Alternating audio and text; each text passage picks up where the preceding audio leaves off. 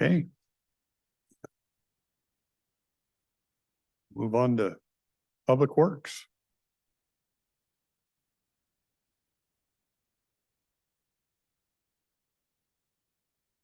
Welcome to the new year. You got your own day.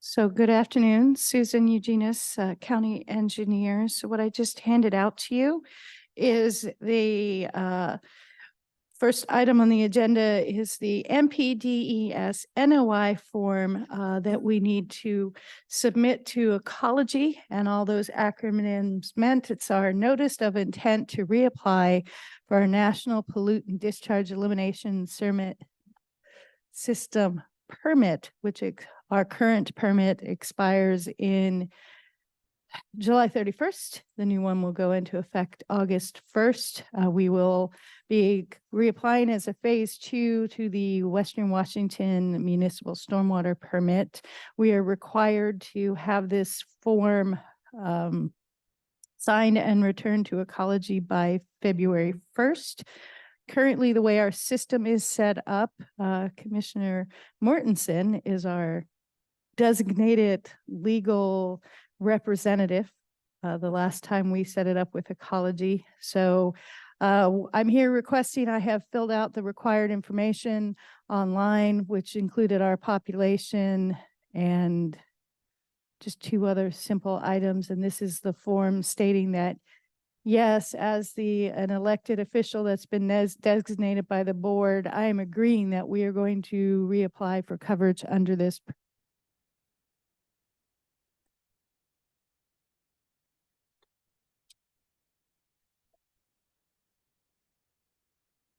Yeah.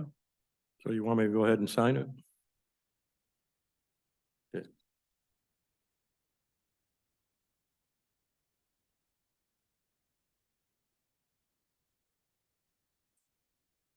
Okay.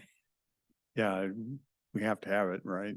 Yes, unfortunately, we have to have it, and we just need to start working through the next phase of the process. And I'll find out when they issue the final permit what that means to additional requirements for us in the municipal area, because this only applies to the area directly outside of Longview and Kelso. That is our urbanized area. We do not apply it to the rest of the county. How often do they ask us to redo this? The permit is a 5-year permit, so 5 we years, renew so- every 5 years. Take care of us for the next 5 years? Yes.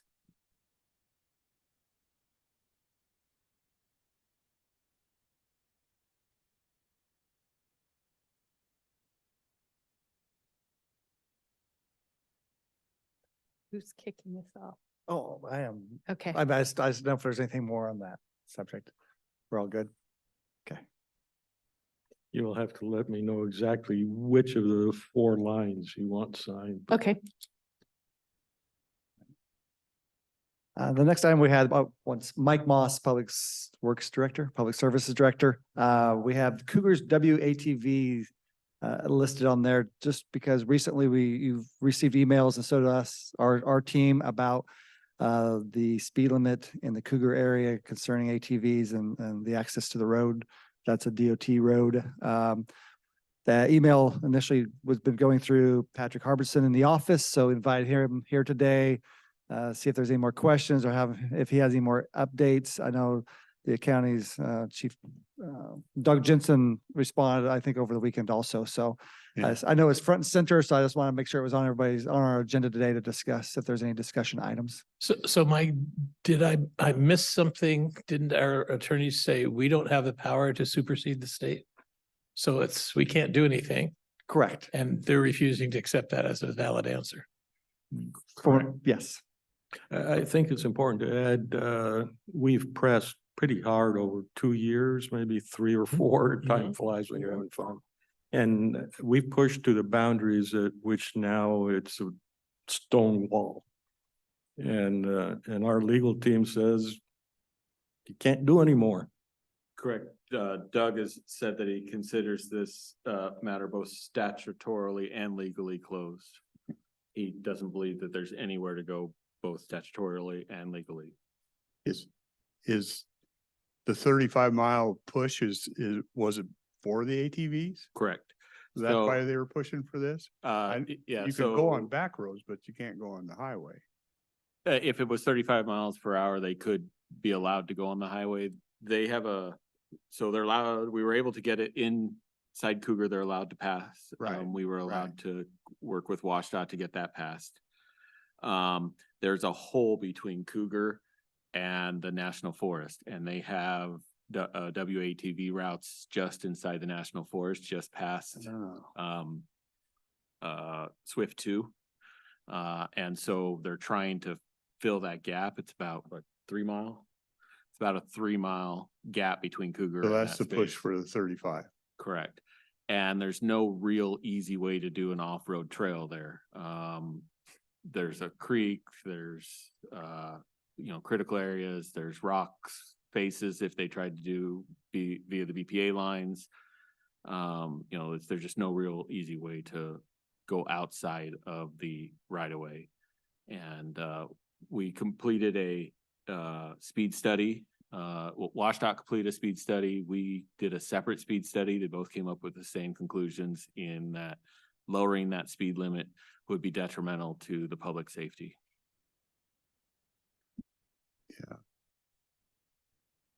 I mean, I'm a recreation guy. I have dual sports and I get it. And I'm usually in favor of this, but you can't, for a select group and then the whole public that wants to travel, that has to amend their behavior to you. I'm not sure that's quite, I don't know, that doesn't feel right. And so the question comes, would you like me to respond to them, or would one of you like to respond to them? Or how would you like the county to respond to them? It would be the question that I'd like to ask. They don't seem to like my answers. I'm not sure. You're thinking you'd send Katz a formal letter again, but you've already communicated everything. Correct. And then he responded with, I don't accept that. And they sent almost a 2-page email of rebuttal against that. And so do we want to respond to that? Do we just leave it? What type of response do we want to leave this in? I think I There go you are. with our civil deputy's suggestion and let it drop. As far as we're concerned, we've done what we can. Now, doesn't stop them from being able to file some kind of suit against WashDOT, who's actually the owner of the highway, right? Yes. Yeah. Okay, Does that sound, Yeah. sound right? thank you. I might ask you a favor to call that Jeremy Johnson and just explain to him. I don't know whether he's been privy to any of the emails or not that I've seen. I don't think I have his email address. Yeah, send me his contact information. I'll give him a call. I'll I'll do look that. on that email list. There's a good 40 people on the list that Mr. Rickard has Yeah, CC'd. I'll check, but I'll call him and communicate the same things that we've been communicating to Mr. Rickard. just to give you an idea how we've been trying to be helpful. 3 years ago, maybe it was, I went to a meeting in Chehalis in their hearing room there just to support Katz, and I forget the gentleman's name, not Reichert, but Mr. Madsen? Mr. Madsen? no, it Okay. wasn't Steve either. Anyhow, it's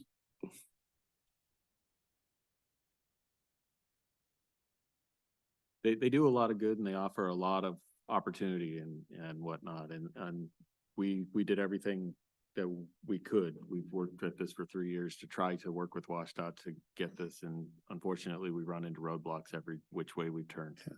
Let me press just a little bit. Would we have any standing at all to write a letter to WashDOT saying, we understand the rules and we comply with them? We still would support and encourage you to speak to the problem if you could. In other words, WashDOT sometimes decides they're going to change this rule to that rule. And they would go around and ask for advice. What advice would we give them here? I see as conflicting because on the one hand, you do worry about the majority of the people going through. On the other hand, I think it's actually under 3 miles, but in any event, it's going to be one of those things, my rights versus your rights. And I think you got to do a multiplier on it and say there are 1,000 cars a month that want to do the current speed limit and there are 200 that want to do the other speed limit. But I'm just anticipating that we will be asked again to write something in support. I'm not sure we can do it. I was asking for your opinion. I would say if we hadn't conducted our own independent speed study that came up with the same conclusions, that might be a little different, but since we have Okay. the independent speed study that we're kind of right on the same level. All right. Sounds fair enough. You know, in this day and age, a lot of these are side by sides. Yes. When you think of ATVs, there's still them out there where you sit on, but a lot of these are side by sides and they can be licensed and they're fully capable of doing the speed limit. Oh, and when So you, I don't know why they just don't, my brother licensed his rig and can do that. It's not a hard thing to do. It's well, and when we're talking WATVs, we are talking, and when WATVs came around, I will admit, I was completely against us passing this ordinance. I felt that it would be dangerous and I felt it would bring destruction. I was completely wrong. We haven't seen what I thought would happen. And so, but we are talking about side by sides that have had seatbelts installed, blinkers, headlights, all the safety, they are fully licensed. So we are talking about basically you're in a mini smart car without the windows is what you're in. fully capable of the speed limit. So I don't know why. I'm curious why they think they need it that badly. The technology has changed, but that's, Just to make sure I understand, you're saying there's nothing currently that prevents them from driving 50 miles an hour in that Right. stretch, yeah, these units are legally speaking. fully capable of doing that and my brother licensed his and he can take it around Yeah, and do that. sounds logical. That's the traffic, but we just talk about WATVs. So if traffic laws are traffic laws, that would be a sheriff and a police. So let me make sure I understand. When you say traffic laws or traffic laws, you mean if I park my Subaru sedan next to this fully functional WATV, I'm allowed to drive at 50, but the WATV is not, even though it can. I can't answer that. I don't know that answer. I am just an engineer. Do you know the answer to that? I don't think there's a limit on it once they're licensed. I don't know. I'll have to. I thought the RCW, excuse me, read that they could only share the road on 35 mile and lower is my understanding, but I haven't read it for a year. When we originally set it out, the RCW said only on 35 mile an hour and less roads. And so that unless that's changed, and I haven't heard that it has, that's where we allow WATVs to share the road when it's 35 and less, but I don't know the capabilities. I think the riding crux is the definition of a car. And I think the license plates aren't the same, are they? No, No, no. So that's how you tell. License plate is different. You can't do that here. Does it make sense? Well, they may be better served to work through an RCW update. Yeah, Machines and I And mean, hence, these things will outrun your little smart cars that run all over the place.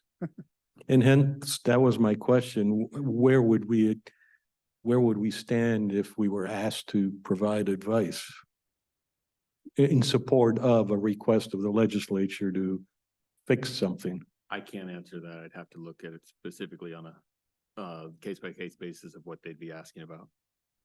Okay, so if I get contacted, I'll say, right at the moment, the way it stands, we're done. Yeah. However, if you proceed and there are some avenues you might look into, do keep in touch with us and we'll see if we can help. It's probably the best we can do. Yep.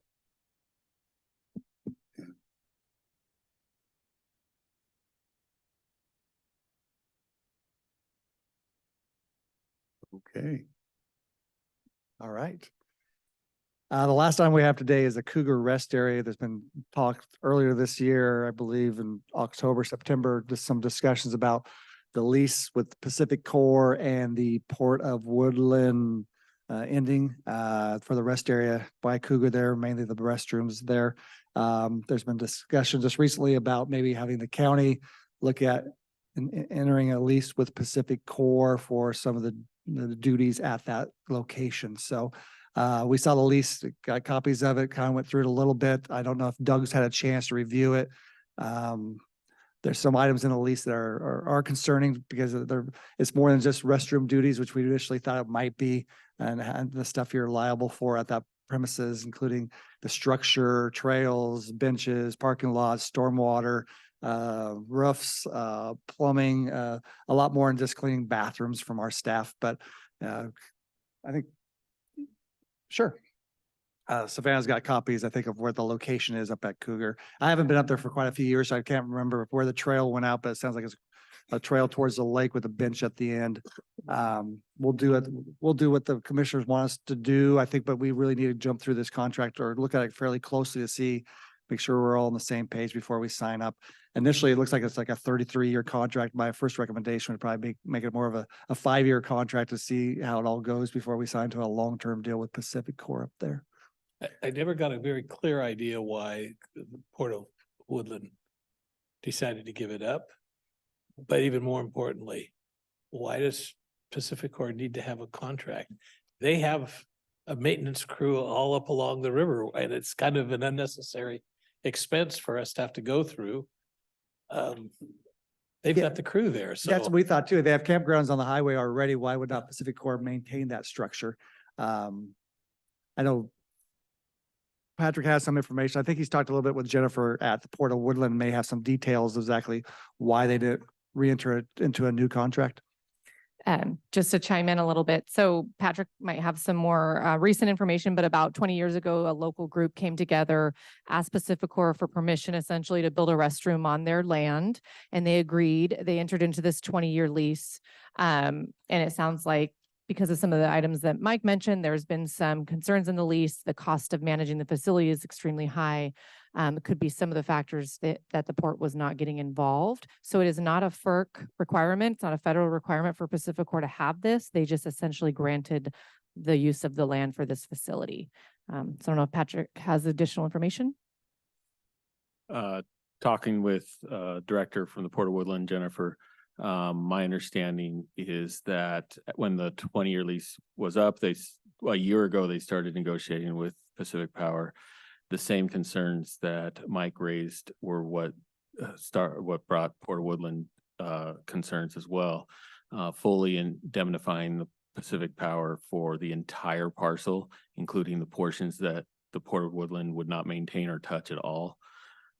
Maintaining areas that they had never maintained before, stuff like that. And then the length of the lease became a concern to them as well. The cost of maintaining it has just gone up and up and up for them. You can imagine how far out it is for them. They have a staff of 5 people at the Port of Woodland, 1 maintenance person. And so that's a minimum 2 hours out of their day to get up there. We don't have any parks personnel down there. No, that Correct. So is correct. But unless facilities and maintenance wants to take it over, but that's still your department. I mean, Yeah. But she had a list of, what she told me is she had a list of 12 things, 9 of them were legal. And the biggest one was the indemnification issue. Because that brought up a huge concern, liability on the Port of Woodland. If they offered it to us for sale for $1, is this something that would be in the public's best interest? The Port of Woodland tried to buy it. And the Pacific Power would not sell it either. I mean, I think it's important to have on that highway. I don't think there's a lot of other restroom facilities other than maybe the campgrounds for the tourists going to the backside of Mount St. Helens. Looking at the lease, there's a lot of obligations for the county. I just want to, maintain, repair, replace all the structural systems, including the roof, foundation, exterior walls, all plumbing, all electrical, maintain, repair parking lots, repair and replace all drainage systems. The list goes on and on. There's a lot of items, not just initially, like I said, I thought it was us cleaning bathrooms 2 or 3 times a week to assist keeping the restrooms open, but it sounds like we're taking over the complete structure of these restrooms. So that's why we put it on the agenda today to try to get some comments back before we move forward with legal to see what direction we need to go and what the appetite is from the commissioners. Yeah, the way I look at it is I start at the top and say, is this something that gets used and has not caused us any serious problems, and it's been operating for 20 years, apparently, no serious problems, and everybody that broaches a topic says it's a good thing.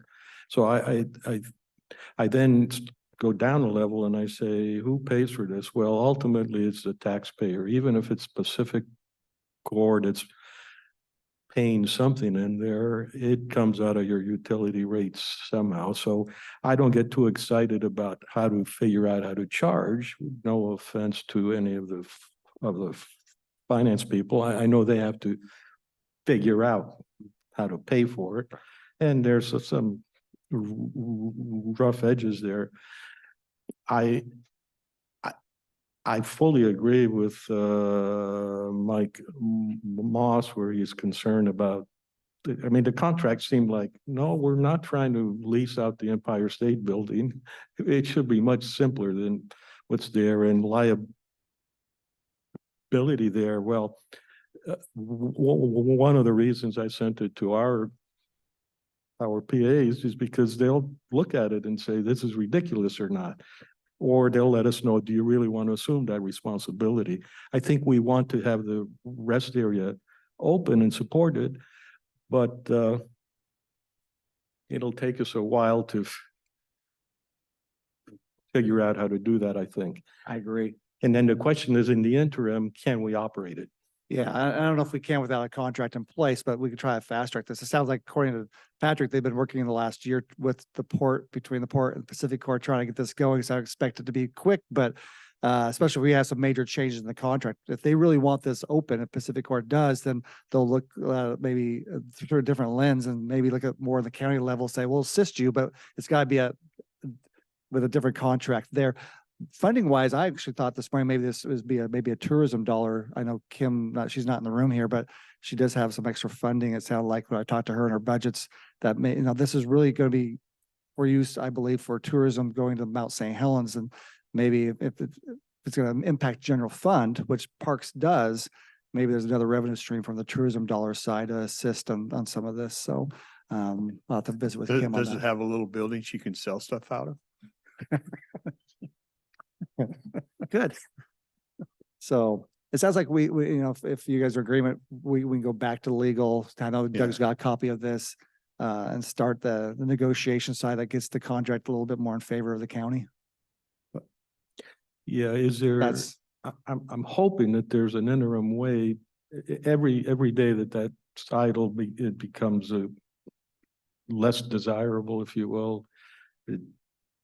Abandoned buildings get into trouble. correct. And in the meantime, if that's not, and it's not our structure, but we do have crews in that area once in a while, mainly road crew. I don't go to Cougar a lot, but we do have road system out there, of course. So on the side roads off the WashDOT road, we'll just make sure they have a chance to swing by. I know the sheriff's office was involved with this. I'm sure when they have deputies in the area, they can actually swing by and make sure there's no vandalism or something going on till there's a contract in place. Yeah, if we could do that, that would be a big help. There was something else, I don't know, maybe RPA can figure out a very simple interim agreement. Yeah. I'm I think the same vein. I'd like to see it open. I don't wanna. I'd like it to be a little more equitable. I agree. Okay. We'll work towards that.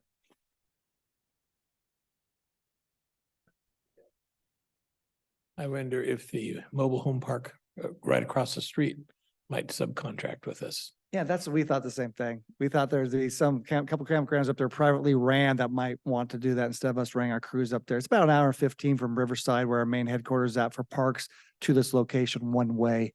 So it's a little bit of a jaunt, especially during the winter months when you're gonna have some maybe snow or ice on that road system. And I've seen these type of entities where it sounds like it has, I don't know what kind of trails they have, and I don't know how the access works here, where clubs have taken this on and Yeah. and maintained them and cleaned them on a weekly or whatever basis, and just kind of taken over ownership.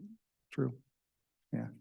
Kind of like our camp host at our campgrounds. Yeah. Especially Harry Gardner Yeah. Park. Yeah, yeah, I've just seen that in different areas. Oh, I did remember what I did want to say, which is, it's whether Port of Woodland did the right thing at the time to take it on or not. They did take it on. They apparently have done a good job. And so I would say to them, I thank you. Yeah. Maintaining. Yeah, we could reach out to our WashDOT connection too, to see if, they're up the highway a lot too. They clean, they maintain the restrooms on the highway. So maybe it's something they would be interested too on that highway up there. I don't want to get too hung up on the pay part, but the liability part always rings a bell with me, because every good intention out there will be penalized Correct. somehow. Yeah. I agree. Does that work? I think we That got a works. direction. Okay. I did actually enjoy the musical chairs. That was fun. We should do that more often. So that's all the items we have on the agenda today. We usually have more agenda items, but of course, those now get pushed to I think Monday at 10 a.m. Any agenda items we discussed for the Tuesday at Tuesday, 9 are all yeah. clumped on Monday at 10. So we'll be back Monday at 10 to discuss more items. So if we have the time, Yeah. we just went through an opening of bids, and just for the public again, the bids will go from our clerk to essentially your office. Then what happens? So we take those bids and we do a bid tabulation and rank them from highest to lowest. And we also go through all of the paperwork and documents that they've submitted to make sure they've submitted all of the required documents and have all their signatures and their bid bonds. Once we do that analysis, the lowest apparent bidder who has all their paperwork, we will then develop an agenda item and bring it back to a Tuesday morning for award. In this particular case, if it was a project that, excuse me, that had WashDOT federally money and also FEMA money, WashDOT money, we have to run it through WashDOT's process and get their approval for their DBE and all of their paperwork.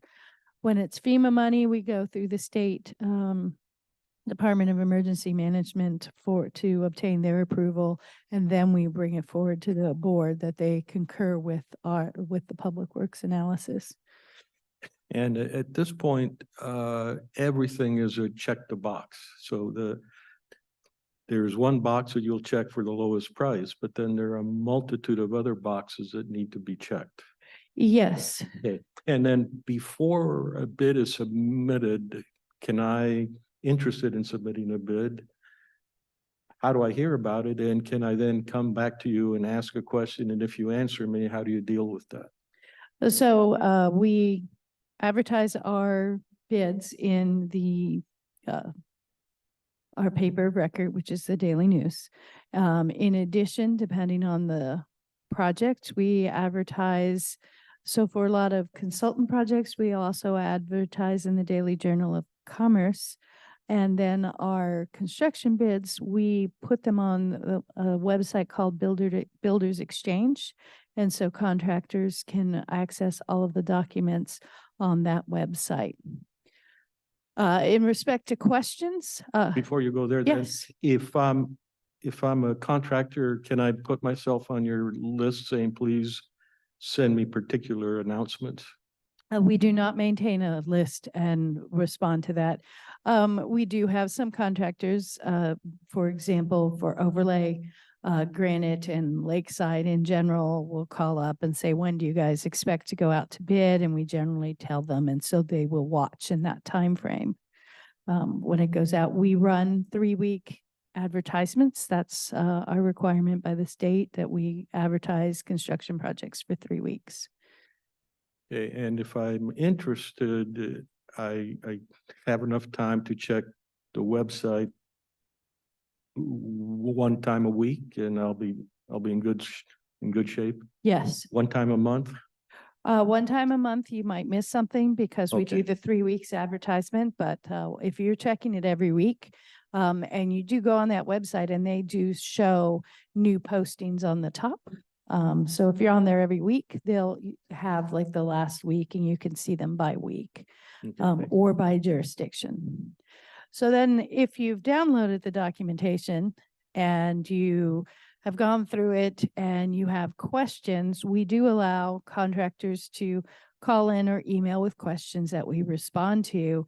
And generally the last week, if we have responded to any, what we would call substantive questions, we will issue an addendum for the contract. And it's usually, we've had these questions, here are clarifications on the questions. So we tell everybody the same information that we've told people over the phone, and that gets posted to the website. And one of the documents that they sign is they acknowledge that they have seen all addendums 1, 2, 3. And so it behooves the bidder prior to bidding to check it one last time to make sure that we haven't posted anything. But we, in general, will post it a minimum of a week in advance. And if it's anything shorter than that, we extend the bid time.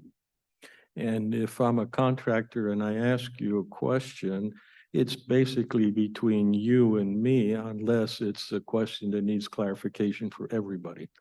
Yes, but there is a statement in our contracts that say anything that is orally stated during the bid process is not binding unless it is issued in an addendum. Yeah, I'm mostly concerned about the contractor feeling that they're not going to divulge some kind of secret. Right. And that's why when people ask us specific questions, we issue those addendums with, we've been asked this question, here's how we've responded.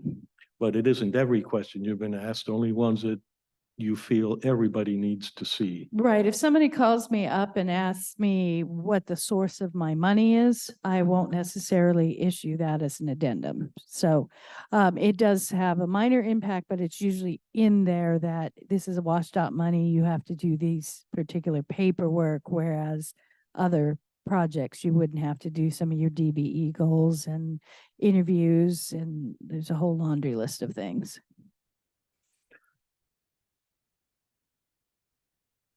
Thank you, I appreciate that. You're welcome. You saw the Q&A asking if Dennis could turn his camera on, and I answered that he's trying. He's trying, he's been having. Is some there an update difficulties. there, Dennis? It's not working. There's something wrong with my camera. This is a loaner, but it hasn't been set up quite right yet. Oh, Sorry about that. so it's your camera? No, I don't even see you on the list as a, It shows him as I have. I am, Commissioner but, Weber. but he needs to be promoted to panelist. I have been. And my camera's clicked on. And the dot is on. And nothing comes up. But you can hear me, can't you? I hope. I got my hearing aid in. Sean, sent a note and it says on the county bid website, you can sign up to receive text messages or emails. So I know we do that with the engineering ones. Some of these general bids, he may set them up that way also. Yeah. Yes, and if that's through the purchasing website, and all of our constructions get listed on there in addition to going to BXWA. BXWA is for our large public works projects. The smaller, like these, I should have asked before, specific to the bid opening. Is that a total of 20,000 square feet of material, or is that a generic name of a multiple of those, 100 by 200 feet, so I believe it's a certain number of rolls by the 100 of by 100 by 200. 200 feet? Yes. And they're used for, They're used for tarping the landfill, to keep the rain out on areas that have not been permanently closed. that's not the same material you use for the roads, right? No, this is a different geotextile than what's used on roads or for silt fence. Okay. And when we get it in, where does that get stored? It's stored up at the landfill. That's got to be a pretty big shipment, huh? Yes.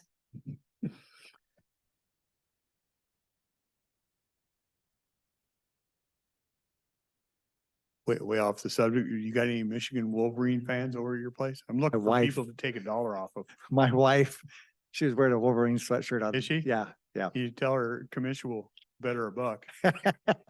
All right.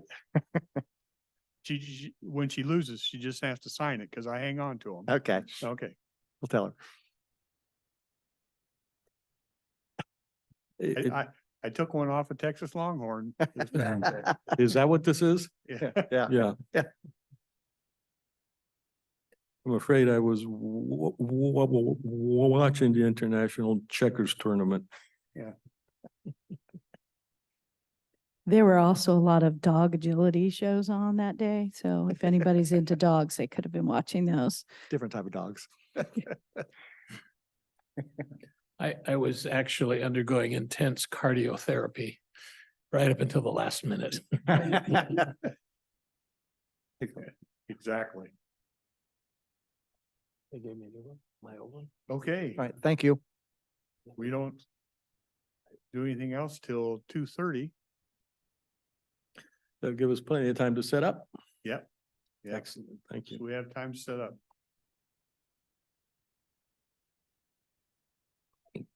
You wanna adjourn this thing or? Yeah, so we'll adjourn this meeting. We'll fire back up at 2:30.